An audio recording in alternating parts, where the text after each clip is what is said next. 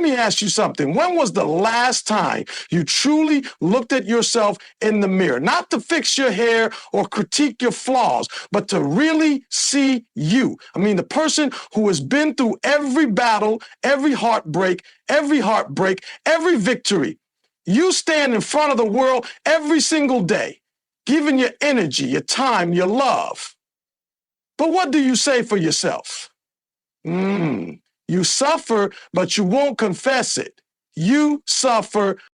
Most of us have been taught to pour into others before we pour into ourselves. We give until there's nothing left, and then we wonder why we feel empty, broken, or stuck. But let me tell you something. You will never truly thrive until you learn to love yourself more than anyone else. This is not selfish. This is survival. This is the secret to unlocking every goal, every dream, every ounce of peace you've ever craved. Here's the truth. Nobody is coming to save you. Nobody is going to hand you the love you refuse to give yourself. That's why today, I'm going to give you the blueprint to finally put yourself first, unapologetically. By the end of this speech, you'll understand why loving yourself is not just an act of kindness, it's the most powerful strategy for achieving everything you've ever wanted. So stay with me, because if you're ready to level up, if you're ready to transform from the inside out, this message is for you. Let's get into it. Would you like me to expand further into the body of the speech? Self-love is the cornerstone of everything you want to achieve in life. It's the foundation, the bedrock, the very thing that supports every decision, every relationship, and every goal you set. Without it, everything else crumbles. Think about it. How can you expect to build a successful career, nurture meaningful relationships, or chase your dreams if you're constantly doubting your worth? Loving yourself isn't just a nice idea, it's a necessity. When you love yourself, you start to move differently. You don't beg for attention, validation, or approval because you already know your value. You're no longer waiting for someone else to tell you that you're enough. You stop chasing people and situations that don't serve you because you finally realize that you deserve better. Self-love isn't arrogance. It's about recognizing that you matter, that you are worthy of all the good things life has to offer. But here's a catch. This kind of love doesn't come from external sources. It doesn't come from a relationship, a job, or a number in your bank account. It comes from within. It's a decision you make every single day to choose yourself, to show up for yourself, and to be your own biggest supporter. When you truly understand this, everything changes. You stop playing small. You stop tolerating mediocrity in your life. You start setting boundaries, taking risks, and going after what you want with confidence. Why? Because self-love creates a shift in your mindset. It takes you from, I hope I can, to I know I will. It's not just the foundation of your success. It's the fuel that drives it. You don't just survive, you thrive. And that's the power of learning to love yourself. It's the ultimate game changer. Let me ask you this. How often do you put everyone else's needs ahead of your own? How many times have you said yes when you really wanted to say no? You're not alone. It's something so many of us do. We think it makes us good people, noble even. But let's be real for a second. What does it cost you? Every time you sacrifice your needs, your energy, your dreams for the sake of someone else's approval, you're chipping away at your own value. You're teaching yourself and everyone around you that your well-being is optional. Let me tell you something. It's not. When you neglect yourself, you pay the price. That price might be burnout, resentment, low self-esteem, or even physical health issues. You feel drained, unfulfilled, and stuck in a cycle where you give and give. but never seem to get anything back. And here's the truth. The world will take as much as you allow it to, leaving you with nothing if you let it. This is why loving yourself is not a luxury. It's survival. You can't pour from an empty cup. You can't give your best to anyone, your family, your career, your community, if you're running on fumes. Prioritizing yourself doesn't make you selfish. It makes you stronger. It allows you to give from a place of abundance rather than depletion. The cost of neglecting yourself is too high. It steals your joy, your peace, and your potential. But the moment you decide to start valuing yourself, everything changes. You become unstoppable. You step into your power, knowing that when you take care of yourself first, you're in a position to truly make a difference, not just for yourself, but for everyone around you. Respect starts with you. It's not something you can demand from others until you've learned to give it to yourself. Think about it. How can you expect someone else to honor your boundaries, value your time, or recognize your worth if you don't demonstrate those things in the way you treat yourself? Every decision you make, every action you take is a reflection of how much respect you have for yourself. When you settle less than you deserve, whether it's in relationships, your career, or even the way you talk to yourself, you're sending a message to the world that it's okay to treat you that way too. But when you hold yourself to a higher standard, you inspire others to do the same. Respecting yourself is about more than just words. It's about action. It's about showing up for yourself every day, even when it's hard. It's about keeping promises you make to yourself, whether that's committing to your goals, taking care of your health, or creating time to rest. It's about setting boundaries and having the courage to enforce them, even when it's uncomfortable. And here's the thing, self-respect isn't just about what you do. It's about what you don't do. You stop engaging in negative self-talk. You stop tolerating toxic behavior. You stop settling for anything that doesn't align with the life you know you deserve. When you respect yourself, you're not just building a better relationship with yourself. You're building a foundation for every other relationship in your life. People will treat you the way you treat yourself. So set the standard. Show the world what you're worth by showing yourself first. We all have that voice in our head, the one that whispers, "You're not good enough. You can't do this. Why even try?" It's the inner critic. And for so many of us, it's louder than any cheerleader we've ever had. But let me tell you something. That voice is a liar. The inner critic thrives on fear and insecurity. It feeds off past mistakes and magnifies every flaw, trying to convince you that you're not capable, not worthy, not enough. And here's the dangerous part. If you let it, that voice will keep you small. It will stop you from taking risks, chasing dreams, and becoming the person you're meant to be. But here's the good news. You have the power to silence it. Not by ignoring it, but by challenging it. When that voice tells you, you can't do this, ask yourself, why not? When it says you're not good enough, remind yourself of the times you've proven it wrong. Replace the lies with truths. Replace the doubt with evidence of your strength, your resilience, your capability. This is not about pretending everything is perfect. It's about shifting the narrative in your mind.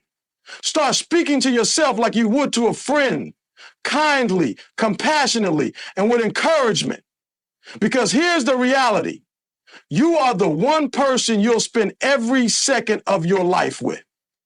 If you wouldn't tolerate a toxic friend or partner, why tolerate a toxic inner dialogue? Silencing the inner critic is not a one-time battle, it's a daily commitment. But every time you choose to believe in yourself instead of doubting, every time you replace fear with courage, you take back control. You reclaim your confidence, your peace, and your power. And once you do that, there's nothing you can't achieve. The story is your power. Every chapter, the wins, the losses, the triumphs, the mistakes, it all matters. But too often, we try to hide parts of our story, ashamed of the struggles or the setbacks, wishing we could rewrite the painful pages. Let me tell you something. You don't need a new story. You need to own the one you have. Every scar, every failure, every moment you thought you wouldn't make it, they've shaped you into the person you are today. They've given you strength, resilience, and wisdom. Hiding from your story doesn't protect you. It robs you of your power. Owning it, though, that's where transformation begins. When you own your story, you stop letting it define you in a negative way. You stop letting the past hold you back or dictate your future. Instead, you use it as fuel. That heartbreak taught you what you deserve. That failure showed you how to grow. That struggle proved how strong you are. Your story isn't something to run from. It's something to stand on. And here's the beautiful part. When you embrace your story, you inspire others to do the same. You become a reminder that perfection isn't what connects us. Authenticity does. People don't need to see a flawless version of you. They need to see the real you, the one who's overcome, adapted, and thrived. Owning your story is one of the most powerful acts of self-love you can commit to. It's a declaration that you are enough just as you are, with every chapter included. Your story doesn't have to be perfect. It just has to be yours. And when you step into it fully, you'll realize that the very things you once wanted to hide are the things that make you unstoppable. Saying no is one of the most powerful acts of self-love. Yet, it's one of the hardest things for most people to do. We've been taught that saying yes makes us kind, helpful, and agreeable. But here's the truth. Constantly saying yes to everyone else often means saying no to yourself. Every time you agree to something that doesn't serve you, whether it's taking on extra work, attending an event you don't want to go to, or tolerating behavior that drains your energy, you're chipping away at your own boundaries. And let me be clear, boundaries are not about keeping people out. They're about protecting the space where you can grow, thrive, and be at your best. Setting boundaries doesn't make you selfish, it makes you wise. It's about understanding that your time, energy, and mental well-being are valuable, and not everyone is entitled to them. It's about recognizing your limits and honoring them, even when it's uncomfortable. And yes, it will be uncomfortable at first. People who are used to you always saying yes might push back, but that's not your problem to solve. When you start saying no to what doesn't align with your values or your goals, you make room for what does. You free up space to focus on your dreams, your health, your happiness. You start to realize that you're not just here to live for others, you're here to live for yourself too. And the key to setting boundaries is this: say no with clarity and confidence, without guilt or over-explanation. You don't owe anyone an apology for prioritizing yourself. When you enforce your boundaries, you're not just protecting your time, you're declaring your worth. And when you do that, you're teaching others how to respect you, just like you've learned to respect yourself.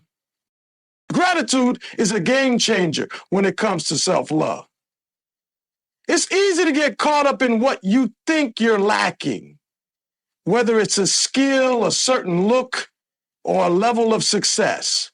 But focusing on what you don't have blinds you to the incredible gifts you already possess. Gratitude shifts your perspective. It helps you see yourself as whole, as enough, as worthy of love. When was the last time you paused to appreciate you? I'm not talking about gratitude for external things like your home, job, or relationships, but gratitude for your unique qualities, the way you show up for others, the challenges you've overcome, or the simple fact that you keep going, even on tough days. Gratitude doesn't mean ignoring the areas where you want to grow. It means recognizing the value of who you are right now. When you start practicing gratitude for yourself, you change the way you see yourself. You stop criticizing every flaw or misstep and start celebrating the fact that you're trying, learning, and improving every single day. This practice doesn't have to be complicated. Start small. Every morning, take a moment to name one thing you appreciate about yourself. Maybe it's your determination, your kindness, or even your sense of humor. Write it down. Say it out loud. Whatever makes it real for you. Over time, those small moments of gratitude build into a deep sense of self-worth. Gratitude reminds you that you don't need to be perfect to be deserving of love, especially your own. It helps you see yourself through a lens of compassion and abundance rather than criticism and lack. And when you learn to be grateful for who you are, you'll discover that you've always been enough. Pain is an inevitable part of life, but how you respond to it is what defines you. For many of us, pain feels like an enemy, a force that holds us back, breaks us down, and keeps us stuck. But here's the truth. Pain isn't just something to endure. It's something to use. Pain can be your greatest teacher, your strongest motivator, and your most powerful catalyst for growth, if you let it. Think back to the hardest moment in your life. Maybe it was a heartbreak, a failure, or a loss that left you questioning everything. At the time, it felt impossible, didn't it? Like you'd never move past it. But look at you now. You survived. You learned. You grew. That pain didn't destroy you. It built you. The key is shifting your mindset about pain.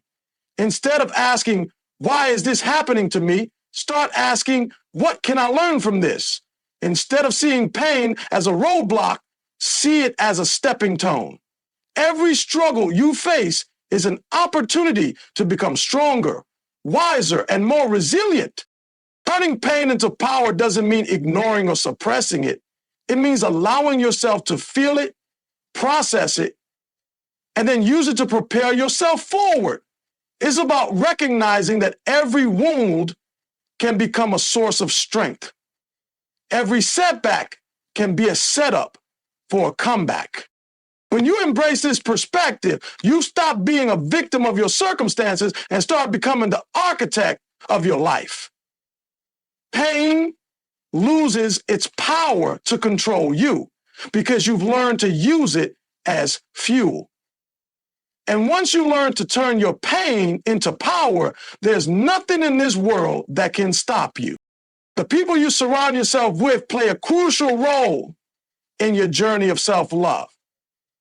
Look at your circle. The friends, family, colleagues, and even the people you follow on social media.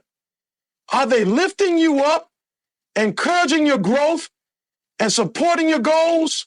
Or are they draining your energy, planting seeds of doubt, and keeping you small? Here's the reality. You cannot fully love yourself if you're constantly surrounded by negativity or relationships that don't honor your worth. You are influenced by the energy you allow into your life. That's why it's so important to choose wisely. Healthy relationships should feel like a partnership in growth. They should inspire you to be better. while accepting you exactly as you are. These are the people who celebrate your successes without envy, who call you out with love when you're holding yourself back, and who remind you of your value on the days you forget. But let's be honest, sometimes choosing love means letting go. It means walking away from toxic relationships, cutting ties with people who don't respect your boundaries, and unfollowing those who make you feel less than. This isn't about hate or resentment. It's about protecting your peace. Surrounding yourself with love doesn't mean you need a huge circle. Quality beats quantity every time. One or two people who genuinely care about you are worth more than 100 who don't. And here's the kicker. The most important relationship you'll ever have is with yourself. When you prioritize that, you'll naturally attract people who reflect the same love and respect you give yourself. The love you allow into your life should amplify the love you've already built within. Surround yourself with people who remind you of your strength, your beauty, and your potential. Because when your circle is strong, your self-love becomes unshakable. Self-love isn't just a concept, it's a practice. It's something you commit to doing every single day, not just when you feel like it, but especially when you don't. Like anything worthwhile, it takes time, effort, and consistency. But the beauty of it is that the more you practice it, the easier it becomes. And start by creating small habits that reinforce your worth. It could be something as simple as taking 5 minutes in the morning to affirm your value, setting intentions for your day that prioritize your well-being, or creating a ritual of gratitude at night where you celebrate your victories, no matter how small they seem. Next, invest in your growth. Read the books that challenge you. Engage in the activities that excite you. And surround yourself with people who inspire you to keep evolving. Self-love isn't just about feeling good. It's about becoming the best version of yourself. And that requires continuous learning, growth, and improvement. Don't forget to take care of your body. Physical self-love is just as important as mental and emotional self-love. Exercise. Eat nourishing foods, rest, and listen to your body's needs. When you treat your body with respect, it becomes easier to treat your mind and spirit the same way. Finally, so take action today. Make the decision to commit to yourself. Start small, but keep going. Because the more you love yourself, the more everything else in your life will fall into place.